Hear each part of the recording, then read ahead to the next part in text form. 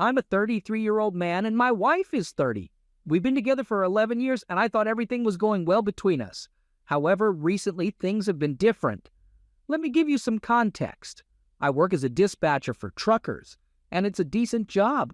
I have good benefits, and I make enough money for both of us to live comfortably. On the other hand, my wife used to have a job building gaming computers, but she lost it due to cutbacks. So, I've been the sole breadwinner, and I've been working extra hours to make ends meet. One day, my car battery broke, and I had to ask my wife to give me a ride to work. When we arrived in the parking lot, I noticed my coworker, Andrew. I waved at him, and he walked over to say hello. That's when I introduced him to my wife, and she reached out to shake his hand. Andrew looked at me and said, "You never told me that your wife was so beautiful." She blushed, and I laughed without really thinking, saying how lucky I am to have her. Then we both went inside for work after I kissed my wife goodbye. A few days later, my car was fixed and running fine, so I've been going to work like usual. During lunch, though, I couldn't help but notice my wife's car in the parking lot. I walked towards it and saw her and Andrew talking and eating lunch inside her car. I got upset, but I kept my cool and knocked on her window. She opened the door and said, "Oh, I forgot to tell you that Andrew and I were having lunch together today." Then Andrew chimed in, saying, "I hope you're not angry." I took a deep breath and replied, "No." I turned around and walked back to my car, because I knew that if I said anything else, it would start an argument. I could sense my wife getting frustrated because I walked away like that. Later that day when I got home, she exploded, saying that I embarrassed her in front of Andrew. I responded, "Why do you even care, and when did you start hanging out with him?" She replied with, "I'm a grown woman and I don't have to tell you anything," and then walked away. Since then, she has been distant, and I've noticed she's been spending more time on her phone, calling and texting her friends. Deep down, I suspect it's Andrew, but I don't want to accuse her and end up looking like an idiot if I'm wrong. But at the same time, I feel like I should say something. I just don't know what to do. I talked to my friend, and he gave me an Apple AirTag. I'm planning to discreetly put it in my wife's car and track it to see if I can find any evidence, just in case things go south and we end up getting a divorce. Part of me doesn't want to do it, because it hurts to think that our relationship is falling apart so easily, considering everything we've been through. But I feel like I have to do it. I'll try to update again when I have the chance. Hey everyone, it's been a while, but a lot has happened during that time, and I finally have a chance to fill you in. To gather some evidence, my friend lent me his AirTag, and I discreetly placed it in my wife's car and followed her. She had told me she was going to meet a friend, but I had my doubts, so I followed her in my friend's car to avoid being noticed.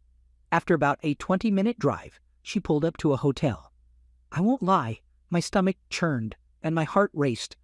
I was desperately hoping that I was mistaken and she was meeting a friend, but unfortunately, what I witnessed was Andrew waving at my wife, and then she ran and jumped into his arms, passionately kissing him.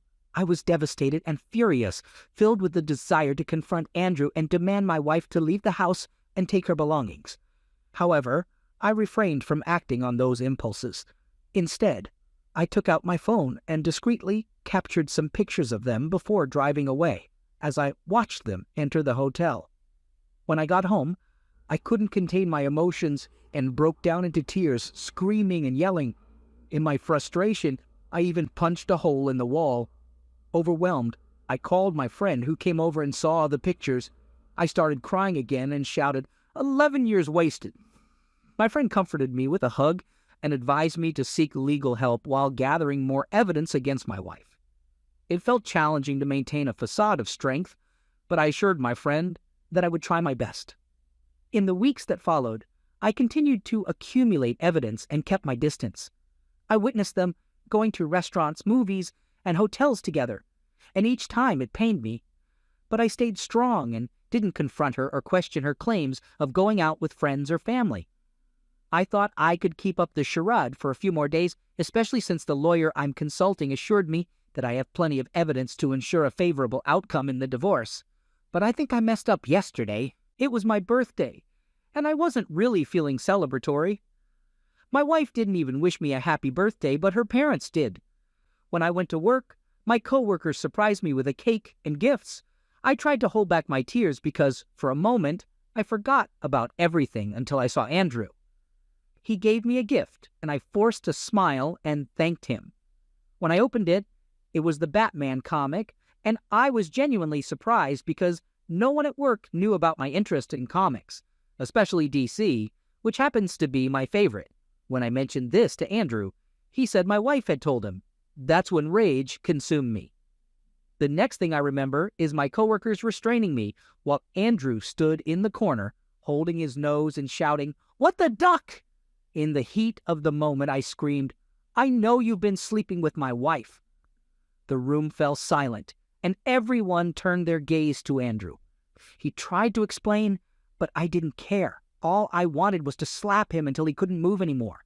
But then my boss walked in, saw the situation, and sent Andrew home.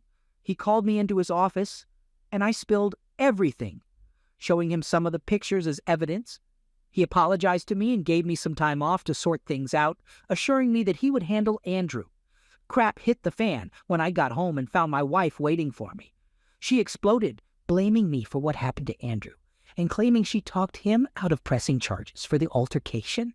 She kept yelling and yelling, saying, "Andrew makes me feel like a real woman, treats me right, and knows how to make me feel special." I couldn't take it anymore, and I snapped, yelling back, "I don't give a duck!" She looked surprised and fell silent. I continued, saying, "If he makes you feel so special, then go live with him and let him support you because I'm done." And then she had the audacity to start crying and say she was sorry. She even tried to explain that Andrew caught her in a moment of weakness. I took a deep breath and firmly told her to get a lawyer because we're getting a divorce. She kept trying to apologize and said she couldn't afford a lawyer, insisting that we needed to work on our relationship. I just looked at her and told her to pack up her things. She continued crying and begging, but I grabbed her suitcase and called her sister to come pick her up. She locked herself in the bathroom, refusing to come out unless I was willing to work things out with her. I kept telling her that I didn't want to work anything out and that we needed space because being around her made me feel angry and hurt. Finally, she came out, apologized, and packed her stuff, waiting outside for her sister. Now I'm finally alone in the house, and I can't stop crying. I'm feeling so many emotions, and I don't know what to do anymore. I'm planning to see my lawyer tomorrow. Update. I finally gathered the strength to update you all on what has transpired since my last post. It's been a challenging and emotional journey, but I'm slowly finding my footing. After my wife moved out and the divorce proceedings began, I focused on taking care of myself and rebuilding my life. In the midst of it all, I received some unexpected news at work. I was promoted to a higher position, which came with more responsibility and a raise. To my surprise, Andrew, the very same person who had betrayed me and caused so much pain, was now my subordinate. It was a bitter pill to swallow, but I saw it as an opportunity for some sweet revenge. I seized every chance to reprimand Andrew, making sure he felt the weight of his actions.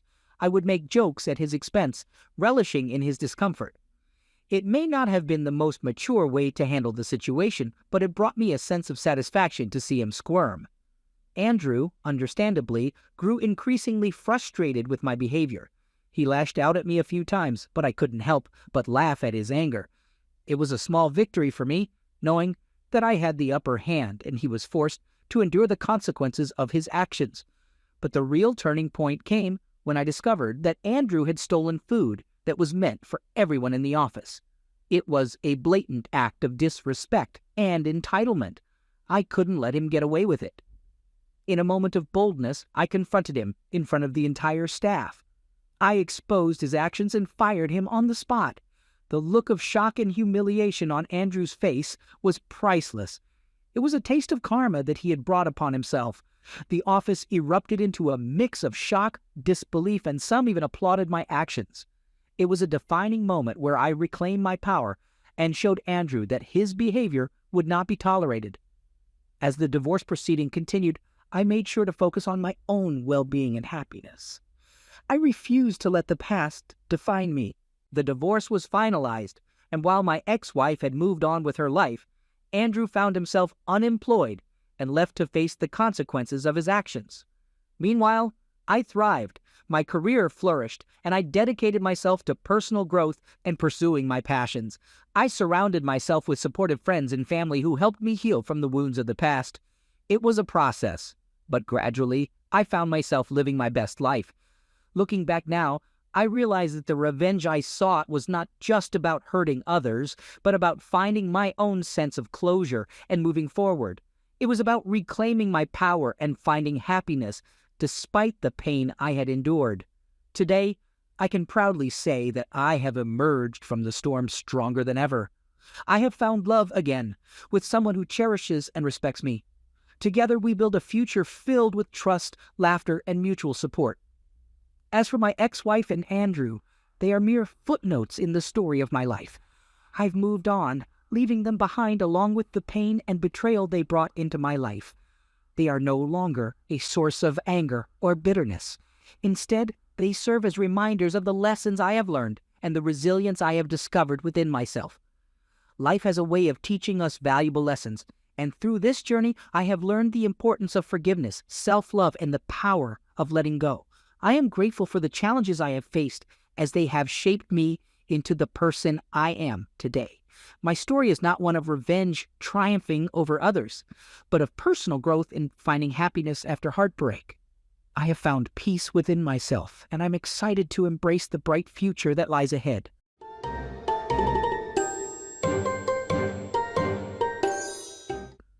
Second story. My ex-wife, who is now 37 years old, cheated on me 6 years ago with a married man. I found out about their 4-month affair when the man's wife sent me all the pictures and videos they had taken together, cheating on both of us with his phone. It was a shocking revelation for me. One of the things that really bothered me was that she did certain things with him that she refused to do with me, claiming they were disgusting and against her principles as a woman. She even told me her body, her rules. Before confronting her with the evidence I had, I gave her an opportunity to be honest with me, but instead she gaslighted me and even swore on our daughter's life, denying everything. I told her that if she had any integrity or respect for me, she would tell me the truth right then and there. However, she insisted that I was crazy and making baseless accusations without any evidence, so I presented the undeniable facts to her. When faced with the evidence, she broke down and admitted that she was a piece of crap.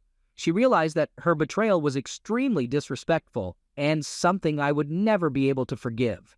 Let's jump ahead 6 years. Just last month, my daughter asked if I would come to a dinner she was preparing for her baking cooking competition. I agreed, but there was a catch. My ex-wife, her mother, would be there too. My daughter knows the reason for our divorce and understands that I have no contact with her mother. Keep in mind, I haven't seen or spoken to my ex-wife in almost 6 years. At the dinner, some of my former in-laws and my ex-wife were present, along with my sisters and me. My daughter's food was delicious and everything went smoothly. About a week after the dinner, I received a phone call from my ex-wife.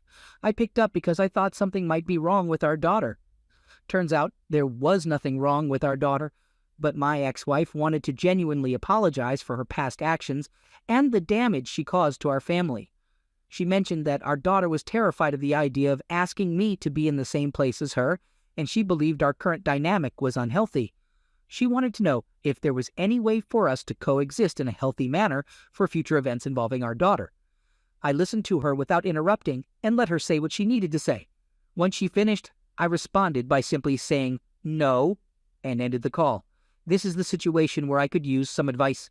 My sister informed me that my ex-wife is genuinely ashamed and sorry for breaking up our family, and she just wants a healthy environment for our daughter. My sister suggests that I move on and consider our daughter's mental health. I reminded my sister that if I'm unhappy, what value do I bring to my daughter's life? My ex-wife doesn't make me happy, so I need unbiased opinions. Should I forgive my ex-wife and work towards building a better co-parenting relationship with her for the sake of our daughter? I had a conversation with my 15-year-old daughter yesterday, and what she shared with me really opened my eyes. She expressed that she knows I love her and would do anything for her, but she doesn't want to take advantage of my love by making me do things I wouldn't normally do. According to my daughter, Her mom is struggling with feelings of sadness and often tells her that I will never move past hating her. This creates a difficult situation for everyone else, as they also judge her based on her past. It seems that my ex-wife vents her frustrations to our daughter because she doesn't have many friends to confide in. Background: my ex-wife has lost the majority of our childhood friends because she used girls' night as an opportunity to be with her affair partner, and some of the wives were aware of it and either knowingly or unknowingly covered for her. This caused a lot of drama among our friend group. There's a belief that some of the other wives may have been cheating too, but there's no concrete proof. Since our divorce, the other wives have basically excluded her from the group to protect their marriages. My daughter also shared with me that she misses us being together as a family, if she's being honest, but she understands that her mother and I still love her. She then asked me about forgiveness and unforgiveness, the things that can't be forgiven. I explained to her that it ultimately depends on the standards you set for yourself. It's based on your own morality and values. I told her that sometimes you can dislike someone's actions without disliking the person themselves, but there are also times when it's hard to separate the actions from the person. I told my daughter that her mother's actions are something I can't separate from her as a person. It doesn't mean she's a bad mom, but it means that her actions have had a lasting impact on our relationship. I explained that just because someone says sorry, it doesn't automatically fix everything. Actions have consequences, and in her mother's case, her actions are a part of who she is. Then my daughter asked if I have ever forgiven someone who hurt me before, and I said yes. I've forgiven many people in my life. Forgiveness is an important quality to have. Overall, we had a really good conversation last night, and I assured her that her mom and I will always be there for her during significant milestones in her life. I will be discussing my ex-wife's comments to our daughter when I talk to her soon.